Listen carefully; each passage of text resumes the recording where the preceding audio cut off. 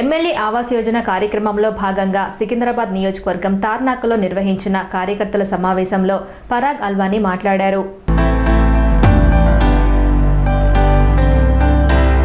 కేంద్ర ప్రభుత్వ నిధులతో రాష్ట్ర ప్రభుత్వం పథకాలు అమలు చేస్తూ తాము గొప్పగా రాష్ట్ర ప్రభుత్వం చేస్తుందని చెప్పుకుంటున్నారని, బీఆర్ఎస్ ప్రభుత్వానికి కాలం చెల్లిందని మహారాష్ట్ర బీజేపీ ఎమ్మెల్యే పరాగ్ అల్వానీ అన్నారు.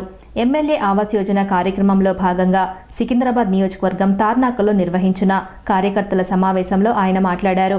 దేశంలోని ప్రజా ప్రయోజనాల కోసం బీజేపీ ఎన్నో సంక్షేమ పథకాలు ప్రవేశపెట్టిందన్నారు.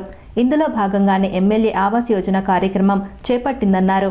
కేంద్ర ప్రభుత్వ పథకాలను ప్రజలకు బూత్ స్థాయిలో ప్రచారం చేసి ఇంటింటికి తెలియజేసి అవగాహన కల్పించడం ఈ కార్యక్రమం యొక్క ఉద్దేశమన్నారు. రానున్న ఎన్నికల్లో బీజేపీని అధికారంలోకి తీసుకొచ్చేందుకు కేంద్ర ప్రభుత్వ సంక్షేమ పథకాలను కరపత్రాలు, పోస్టుల ద్వారా ప్రజల్లోకి తీసుకెళ్తామన్నారు.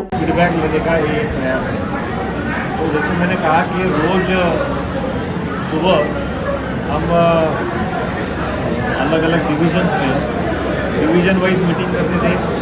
उसके बाद हमारा बहुत महत्व था एक यूनिट है शक्ति केंद्र और बूथ. तो शक्ति केंद्र के प्रमुख और बूथ अध्यक्ष इनके साथ हम मीटिंग करते थे. दोपहर के समय में जितने हमारे सीनियर लीडर्स हैं जो इसके पहले चुनाव लड़े हैं, मेयर रह चुके हैं, एमएलए का चुनाव लड़ा है, कॉर्पोरेशन का चुनाव लड़ा है, एक्स कॉर्पोरेटर्स है, बहुत पहले पदाधिकारी है, ऐसे सभी लोगों के साथ 1-to-1 चर्चा हमने की. तो करीब 30-35 प्रमुख लीडर्स के साथ सिकंदराबाद असेंबली के उनके साथ 1-to-1 बातचीत हुई. तो ये कार्यकर्ताओं की मीटिंग, शक्ति केंद्र प्रमुख की मीटिंग्स और लीडर्स के साथ 1-to-1 चर्चा, इसमें से पिछले इलेक्शंस में भारतीय जनता पार्टी का क्या सिचुएशन रहा इसका फीडबैक लिया गया, कार्यकर्ताओं के मन में क्या है उसका फीडबैक लिया गया. और एक तरह से ये कार्यकर्ताओं के लिए भी हमारा आखिर का जो वर्कर है उसके लिए भी एक मोटिवेशनल ड्राइव था. उसके साथ आशा वर्कर्स, आंगनवाड़ी सेविका, सेल्फ हेल्प ग्रुप्स की महिलाएं, ट्रेडर्स, अलग अलग कम्युनिटी लीडर्स, इनके साथ लंच या डिनर के प्रोग्राम हुए. और योजना के अंतर्गत पूरे तेलंगाना में भारतीय जनता पार्टी के कई सारे एमएलए यहाँ पर आए हैं. और वैसे तो जब भी चुनाव आता है तब पूरे देश भर के कार्यकर्ता उस राज्य में जाकर के वहाँ के स्थानिक कार्यकर्ताओं के साथ काम करते हैं. भारतीय जनता पार्टी की परंपरा है.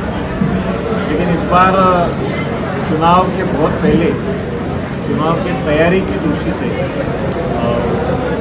एमएलए का ये प्रवास भारतीय जनता पार्टी ने रखा. ये मुझे लगता है कि ये पहली बार इस प्रकार का कोई प्रवास योजना ये कोई भी पॉलिटिकल पार्टी ने नहीं रखी थी. ये पहली बार इस प्रकार का हुआ.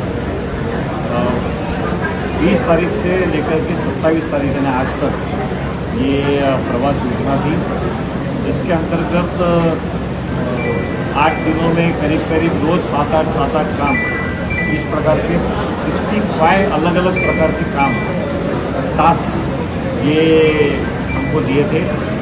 रोज 7-8 प्रकार के काम हम कर रहे थे. और ये सारा प्रयास ये कार्यकर्ता के मन में क्या है, कार्यकर्ता को इस तेलंगाना के इलेक्शन की दृष्टि से क्या लगता है, ऑर्गेनाइजेशन की क्या सिचुएशन है, इसका फीडबैक. और जनता में भारतीय जनता पार्टी के प्रति क्या या ऐसे अनेक स्कीम्स ये इलेक्शन के लिए केवल घोषणा करते हैं, उनके ही आसपास के लोगों को थोड़ा बहुत दिलवाते हैं, लेकिन आम पब्लिक को कुछ भी नहीं मिलता है. इन वेलफेयर स्कीम्स का लाभ नहीं मिला है. इस प्रकार का भी एक प्रचंड गुस्सा लोगों के मन में है. मैं हैदराबाद की गली गली में घूमा, तो सिकंदराबाद की गली गली में घूमा. जब भी मीटिंग्स में जाते थे, किसी के घर जाते थे, तो ड्रेनेज लाइन टूटा हुआ है, रोड पर पानी बह रहा है. इस प्रकार का एक माहौल. और जब बातचीत होती थी तो लोग बोलते थे कोई आता ही नहीं है देखने में. तो कहीं ना कहीं पिछले कॉरपोरेशन के चुनाव में जो एक झुकाव भारतीय जनता पार्टी की तरफ देखा गया है, आज भी वो माहौल लोगों के मन में है। इनफैक्ट उसके बाद भी जो स्कीम्स डिक्लेयर किए लेकिन जिसका लाभ बिल्कुल किसी को मिला नहीं, उसके कारण एक बदलाव का मूड है। और भारतीय जनता पार्टी का कार्यकर्ता भी इस बात को लेकर के डोर टू डोर जा रहा है और एक चुनाव की अच्छी तैयारी यहाँ पर होते समय दिखाई देती है।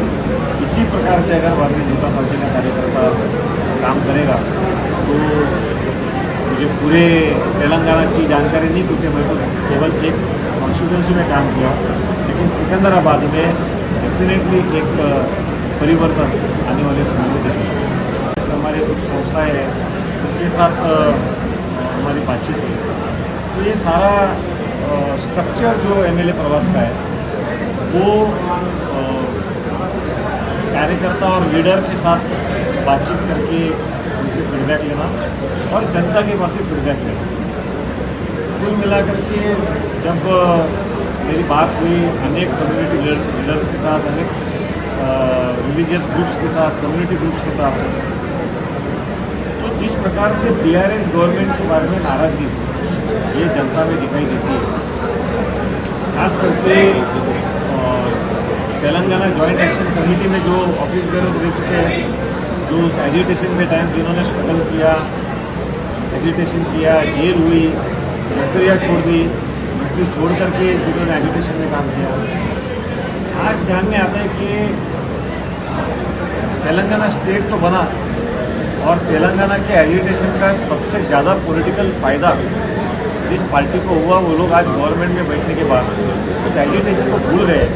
इस प्रकार का एक नाराजगी उन जॉइंट एक्शन कमेटी के सारे वर्कर्स के बीच में दिखाई देती है। फॉर एग्जांपल कई लोगों ने बताया कि हम एजिटेशन करते थे, हम रास्ता रोको करते थे, और जो लीडर्स पुलिस के थ्रू हमारे ऊपर लाठीचार्ज करवाते थे, आज वही लोग मिनिस्ट्री में बैठे हैं। तो इस प्रकार से ये तेलंगाना के एजिटेशन करने वाले वर्कर के साथ भी नाइंसाफी हुई है। ये एक गुस्सा कार्यकर्ताओं के मन में दिखा। गरीब बंधु की स्कीम हो, శ్రీ అవధూతాశ్రమము బోధానంద సత్యారామూర్తి ఆర్యుల గోసేవాశ్రమము మరియు వృద్ధాశ్రమము పడాల ఆశ్రమములో గోసేవ, గోవుల దానము స్వీకరించుట, మీ నవగ్రహ దోషములు పోవుటకు గోపూజ చేయబడును, మూలికా వైద్యము, గోపంచగవ్య వైద్యము చేయబడును, యంత్రములు, తావీదులు ఇవ్వబడును, శాంతి హోమములు చేయబడును. మీ ఆత్మీయుల పుట్టినరోజు, పెళ్లి రోజు మరియు వర్ధంతి వంటి ముఖ్యమైన దినములలో గోసేవ లేదా అన్నదానం చేయదలిచిన వారు సంప్రదించండి. మా వృద్ధాశ్రమంలో ఖాళీలు కలవు. చేరదలిచిన వారు సంప్రదించండి. శ్రీ శ్రీ శ్రీ స్వామి బోధానందగిరి శ్రీ అవధూతాశ్రమము, అయ్యప్ప స్వామి గుడి దగ్గర, పడాల, తాడేపల్లిగూడెం 2. Cell numbers 7981356374, 9618034 138.